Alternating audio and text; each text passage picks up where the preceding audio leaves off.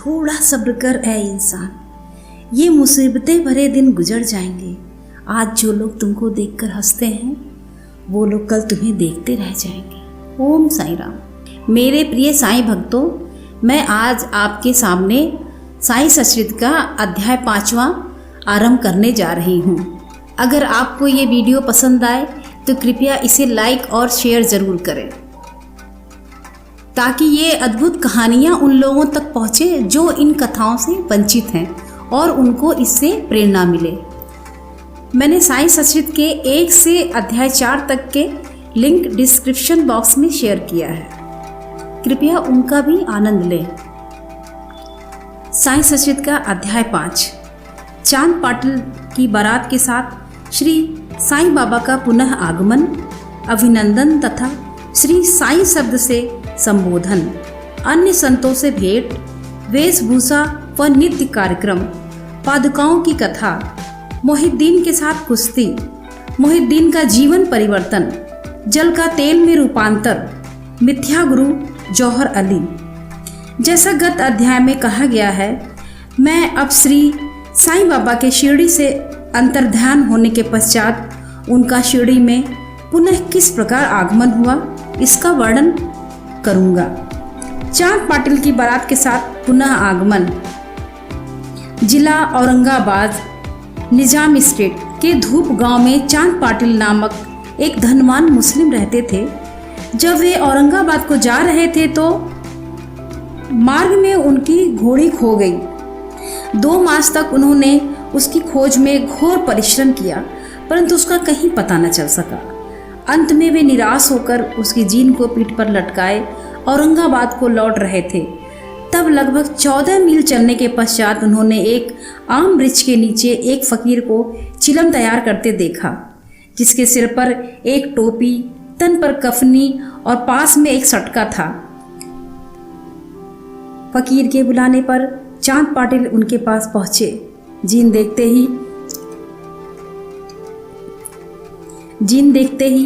फकीर ने पूछा, यह जीन कैसी? चांद पाटिल ने निराशा के स्वर में कहा, क्या कहूँ, मेरी ये घोड़ी थी, वह खो गई है और वह उसी की जीन के हैं। फकीर बोले, थोड़ा नाले की ओर भी तो ढूंढो। चांद पाटिल नाले के समीप गए तो अपनी घोड़ी को वहां चढ़ते देखकर उन्हें महान आश्चर्य हुआ। उन्होंने सोचा कि फकीर कोई सामान्य व्यक्ति नहीं, वरन कोई उच्च कोटि का मानव दिखलाई पड़ता है। घोड़ी को साथ लेकर जब वे फकीर के पास लौटकर आए, तब तक चिलम भरकर तैयार हो चुकी थी। केवल 2 वस्तुओं की और आवश्यकता रह गई थी। एक तो चिलम सुलगाने के लिए अग्नि और दूसरा साफी को गीला करने के लिए जल। फकीर ने अपना चिमटा भूमि में घुसेड़कर ऊपर खींचा तो उसके साथ ही एक प्रज्वलित अंगारा बाहर निकला और वह अंगारा चिलम पर रखा गया। फिर फकीर ने सटके से ज्यों ही बलपूर्वक जमीन पर प्रहार किया, त्यों ही वहां से पानी निकलने लगा और उससे साफी को भिगोकर चिलम को लपेट लिया। इस प्रकार सब प्रकार प्रबंध कर फकीर ने चिलम पी और तत्पश्चात चांद पाटिल को भी दी। यह सब चमत्कार देखकर चांद पाटिल को बड़ा विस्मय हुआ। चांद पाटिल ने फकीर से अपने घर चलने का आग्रह किया। दूसरे दिन चांद पाटिल के साथ फकीर उनके घर चला गया और वहां कुछ समय तक रहा। पाटिल धूप गांव का अधिकारी था। उसके घर पर अपने साले के लड़के का विवाह होने वाला था और बारात को शिरडी जाने वाली थी, इसलिए चांद पाटिल शिरडी को प्रस्थान करने का पूर्ण प्रबंध करने लगा। फकीर भी बारात के साथ हो गया। विवाह निर्विघ्न समाप्त हो गया और बारात कुशल पूर्वक धूप गांव को लौट आई, परंतु वह फकीर शिरडी में ही रुक गया और जीवन पर्यंत वहीं रहा। फकीर को साईं नाम कैसे प्राप्त हुआ? जब बारात शिरडी में पहुंची तो खंडोवा के मंदिर के समीप महासापति के खेत में एक वृक्ष के नीचे ठहराई गई। खंडोवा के मंदिर के सामने ही सब बैलगाड़ियां खोल दी गईं और बारात के साथ सब लोग एक एक करके नीचे उतरने लगे। तरुण फकीर को उतरते देख महासापति ने आओ साईं कहकर उनका अभिनंदन किया। तथा अन्य उपस्थित लोगों ने भी साईं शब्द से ही संबोधन कर उनका आदर किया। इसके पश्चात वे साईं नाम से ही प्रसिद्ध हो गए।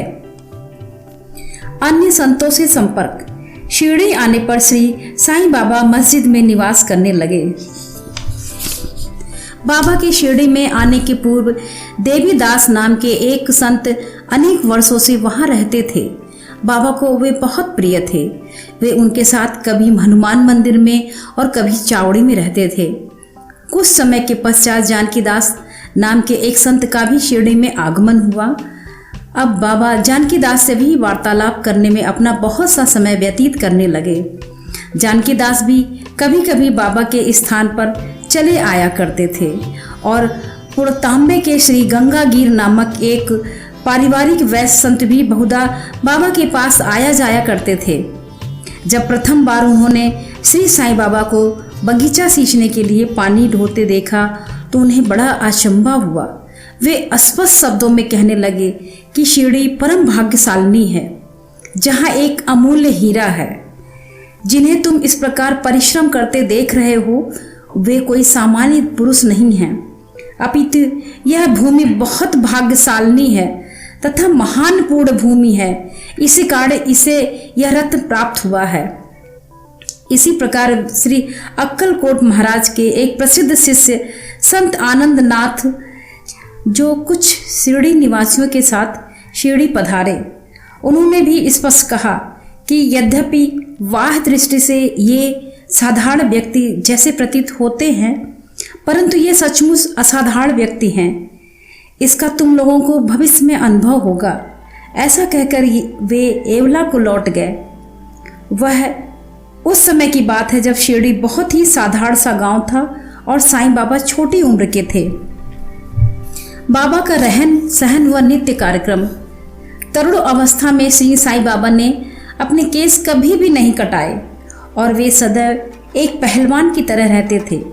जब वे रहाता जाते तो वहाँ से वे गेंदा, जाई और जूही के पौधे मोल ले आया करते थे।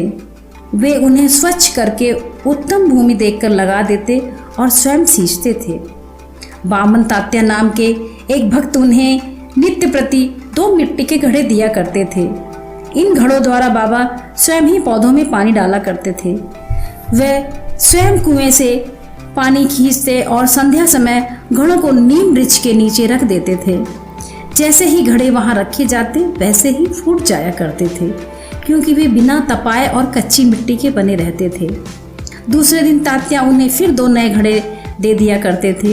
यह क्रम 3 वर्षों के तक चला और श्री साईं बाबा के कठोर परिश्रम तथा प्रयत्न से वहां फूलों की एक सुंदर फुलवारी बन गई। आजकल इसी स्थान पर बाबा के समाधि मंदिर की भव्य इमारत शोभायान है, जहां सहस्त्र भक्त आते जाते रहते हैं। नीम वृक्ष के नीचे पादुकाओं की कथा। श्री अक्कलकोट महाराज के एक भक्त जिनका नाम भाई कृष्ण जी अली बागकर था, उनके चित्र का नित्य प्रतिपूजन किया करते थे। एक समय उन्होंने अक्कलकोट जाकर महाराज को पादुकाओं का दर्शन एवं पूजन करने का निश्चय किया, परंतु प्रस्थान करने के पूर्व अक्कलकोट महाराज ने स्वप्न में दर्शन देकर उनसे कहा कि आजकल शिरडी ही मेरा विश्राम स्थल है और तुम वहीं जाकर मेरा पूजन करो। इसलिए भाई ने अपने कार्यक्रम में परिवर्तन कर शिरडी आकर श्री साईं बाबा की पूजा की। वे आनंद पूर्वक शिरडी में 6 मास रहे और इस स्वप्न की स्मृति स्वरूप उन्होंने पादुकाएं बनवाईं। सन 1834 में श्रावण में शुभ दिन देखकर नीम वृक्ष के नीचे ये पादुकाएं स्थापित कर दी। दादा केलकर तथा उपासनी महाराज ने यथाविधि स्थापना उत्सव संपन्न किया। एक दीक्षित ब्राह्मण पूजन के लिए नियुक्त कर दिया गया और प्रबंध का कार्य एक भक्त सगुण मेरु नायक को सौंपा गया। कथा का पूर्ण विवरण। ठाणे के सेवा निवृत्त मामलदार श्री विही देव, जो कि साईं बाबा के एक परम भक्त थे, उन्होंने सगुण मेरु नायक और गोविंद कमलाकर दीक्षित से इस विषय में पूछताछ की। पादुकाओं का पूर्ण विवरण श्री साईं लीला भाग 11 संख्या 1 पृष्ठ 25 में प्रकाशित हुआ है। जो निम्नलिखित सन 1834 में बम्बई के एक भक्त डॉक्टर रामराव कोठारे बाबा के दर्शनार्थ शिरडी आए। उनका कंपाउंडर और उनके एक मित्र भाई कृष्णजी अलीबागकर भी उनके साथ में थे। कंपाउंडर और भाई की सगुण मेरू नायक तथा जी के दीक्षित से घनिष्ठ दोस्ती हो गई। अन्य विषयों का चर्चा करते समय इन लोगों ने विचार आया कि श्री साईं बाबा की शिरडी में प्रथम आगमन तथा पवित्र नीम वृक्ष के नीचे निवास करने की ऐतिहासिक स्मृति के उपलक्ष्य में क्यों न पादुकाएं स्थापित की जाएं। जब पादुकाओं के निर्माण पर विचार विमर्श होने लगा तब भाई के एक मित्र कंपाउंडर ने कहा कि यदि ये बात मेरे स्वामी कोठारे को विदित हो जाए तो वे इस कार्य के निमित्त अति सुंदर पादुकाएं बनवा देंगे। यह प्रस्ताव सबको मान्य हुआ और डॉक्टर कोठारे को इसकी सूचना दी गई। उन्होंने शिरडी आकर पादुकाओं की रूपरेखा बनाई तथा इस विषय में उपासनी महाराज ने भी खंडोवा के मंदिर में भेंट की। उपासनी महाराज में उसमें बहुत से सुधार किए और कमल फूल आदि खींच दिए तथा नीचे लिखा श्लोक भी रचा जो नीम वृक्ष के महत्व व बाबा की योग शक्ति का घोतक था, जो इस प्रकार है। सदा नीम वृक्षस्य मूलाधिवासात् सुधा श्राविणम तिकम मम प्रियम तम तरुक कल्प वृक्षाधिकम साधान्ते नमामि स्वरुम सद्गुरुम साईनाथम। अर्थात मैं भगवान साईनाथ को नमन करता हूँ जिनका सानिध्य पाकर नीम वृक्ष कटु तथा अप्रिय होते हुए भी अमृत वर्षा करता है। इसमें अनेक व्याधियों में मुक्ति देने के गुण होने के कारण इसे कल्प वृक्ष से भी श्रेष्ठ कहा गया है। उपासनी महाराज का विचार सर्वमान्य हुआ और कार्य रूप में भी परिणत हुआ। पादुकाएं बंबई में तैयार कराई गईं और कंपाउंडर के हाथों शिरडी भेज दी गईं। बाबा की आज्ञानुसार इसकी स्थापना श्रावण की पूर्णिमा के दिन की गई। इस दिन प्रातःकाल 11 बजे जी के दीक्षित उन्हें अपने मस्तक पर धारण कर खंडोवा के मंदिर में समारोह और धूमधाम के साथ द्वारिका माई में लाए। बाबा ने पादुकाएं स्पर्श कर कहा, ये भगवान के श्री चरण हैं, इनकी नीम वृक्ष के नीचे स्थापना कर दो। इसके एक दिन पूर्व ही बम्बई के एक पारसी भक्त पास्ता सेठ ने 25 रुपयों का मनी ऑर्डर भेजा। बाबा ने ये रुपए पादुकाओं की स्थापना के निमित्त दे दिए। स्थापना में कुल 100 रुपए व्यय हुए, जिनमें 75 रुपए चंदे द्वारा एकत्रित किए गए। प्रथम 5 वर्षों तक डॉक्टर कोठारे दीपक के निमित्त 2 रुपए मासिक भेजते रहे। उन्होंने पादुकाओं के चारों ओर लगाने के लिए लोहे की छड़ें भी भेजी। स्टेशन से छड़ें ढोने और छप्पर बनाने का कार्य 7 से 8 आने सगुण मेरू नायक ने दिया। आजकल जरबाड़ी नाना पुजारी पूजन करते हैं और सगुण मेरू नायक नैवेद्य अर्पण कर तथा संध्या को दीपक जलाते हैं। भाई कृष्ण जी पहले अक्कलकोट महाराज के एक शिष्य थे। अक्कलकोट जाते हुए वे 1834 में पादुका स्थापना के शुभ अवसर पर शिरडी आए और दर्शन करने के पश्चात जब उन्होंने बाबा से अक्कलकोट प्रस्थान करने की आज्ञा मांगी तब बाबा कहने लगे, अरे अक्कलकोट में क्या है, तुम वहाँ व्यर्थ क्यों जाते हो, वहाँ के महाराज तो यही हैं। यह सुनकर भाई ने अक्कलकोट जाने का विचार त्याग दिया। पादुकाएं स्थापित होने के पश्चात वे बहुधा शिरडी आया जाया करते थे।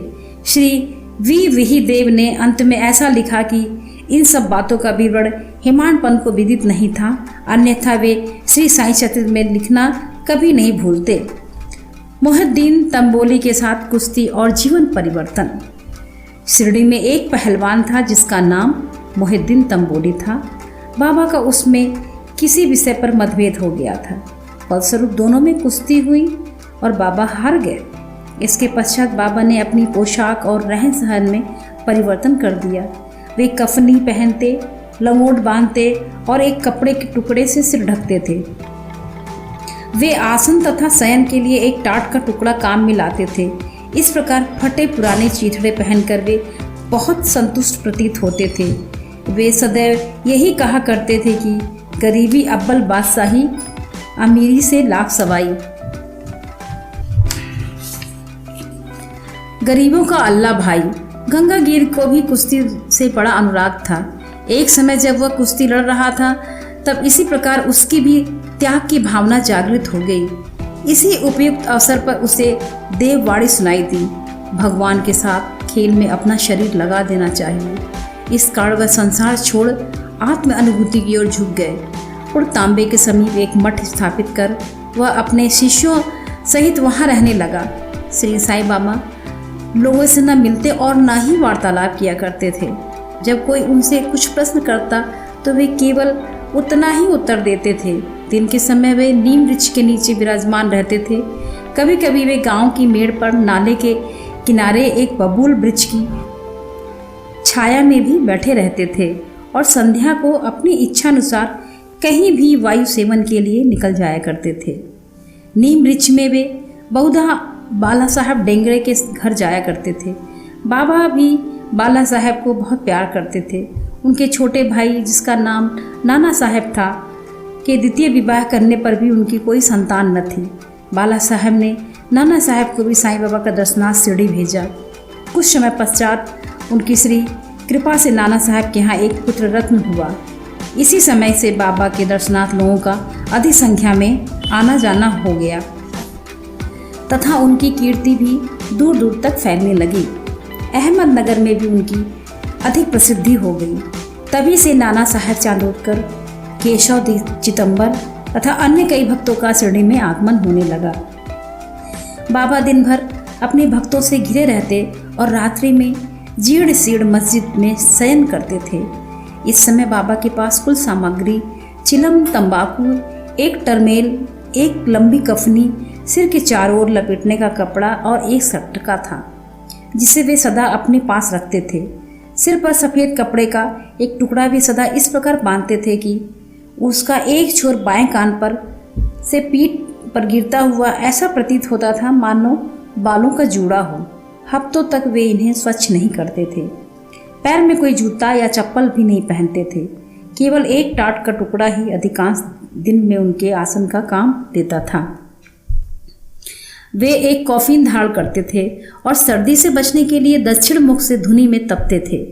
वे धुनी में लकड़ी के टुकड़े डाला करते थे तथा अपना अहम इच्छाओं और समस्त विषयों आसक्तियों को उसमें आहुति दिया करते थे। वे अल्लाह मालिक का सदा उच्चारण किया करते थे। जिस मस्जिद में वे पधारे थे उसमें केवल 2 कमरों के बराबर लंबी जगह थी और यहाँ तक सब भक्तों के दर्शन करते थे। सन 1912 के पश्चात कुछ परिवर्तन हुआ। पुरानी मस्जिद का जीर्णोद्धार हो गया और उसमें एक फर्श को बनाया गया। मस्जिद में निवास करने के पूर्व बाबा दीर्घ काल तक तकिया में रहे। वे पैरों में घुंघरू बांधकर प्रेम विह्वल होकर सुंदर नृत्य व गायन किया करते थे। जल का तेल में परिवर्तन।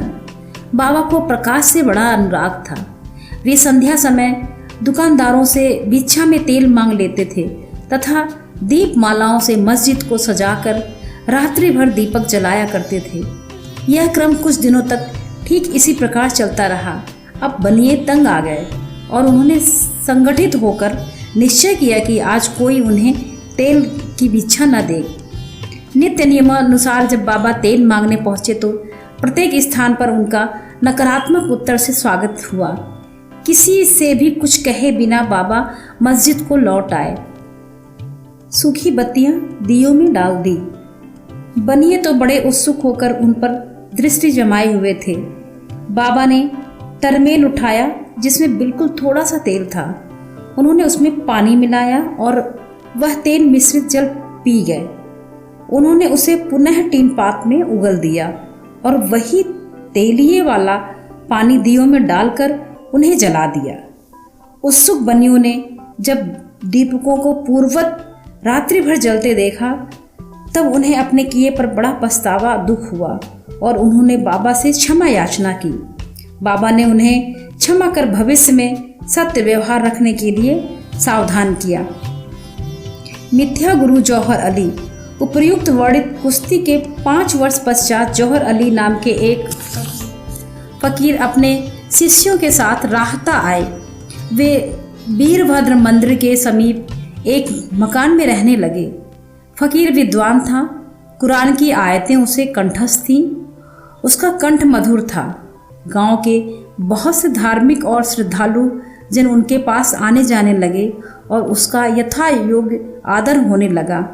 लोगों से आर्थिक सहायता प्राप्त कर उसने वीरभद्र मंदिर के पास एक ईदगाह बनाने का निश्चय किया।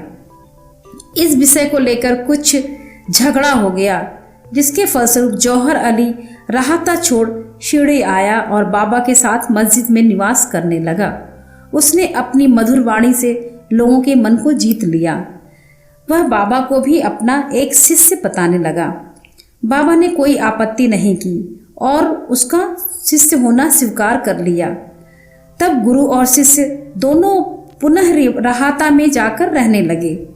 गुरु शिष्य की योग्यता से अनभिज्ञ था, परंतु शिष्य गुरु के दोषों से पूर्ण परिचित था। इतने पर भी बाबा ने कभी उसका अनादर नहीं किया और पूर्ण लगन से अपना कर्तव्य निभाते रहे और उसकी अनेक प्रकार से सेवा की। वे दोनों कभी कभी शिरडी भी आया जाया करते थे, परंतु मुख्य निवास राहता में ही था। श्री साईं बाबा के प्रेमी भक्तों को उनका दूर राहता में रहना अच्छा नहीं लगता था, इसलिए वे सब मिलकर बाबा को शिरडी वापस लाने के लिए गए।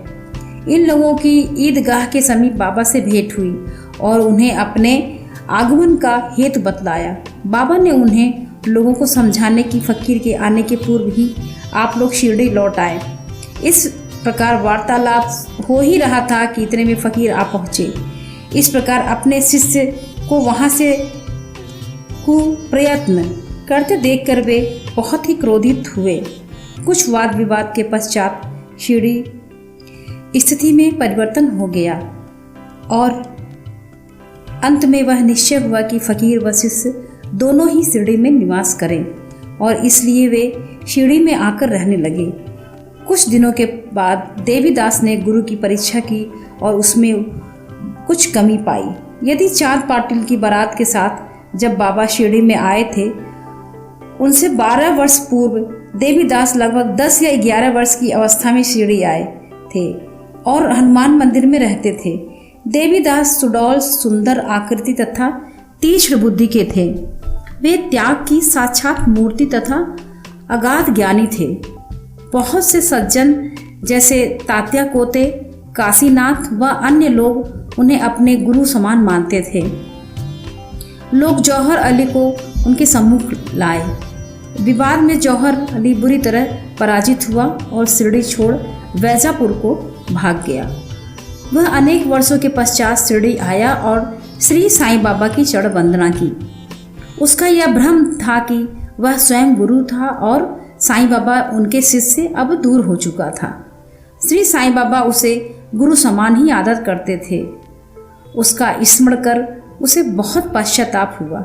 इस प्रकार श्री साईं बाबा ने अपने प्रत्यक्ष आचरण से आदर्श उपस्थित किया कि अहंकार से किस प्रकार छुटकारा पाकर शिष्य के कर्तव्यों का पालन कर किस तरह आत्मानुभव की ओर अग्रसर होना चाहिए।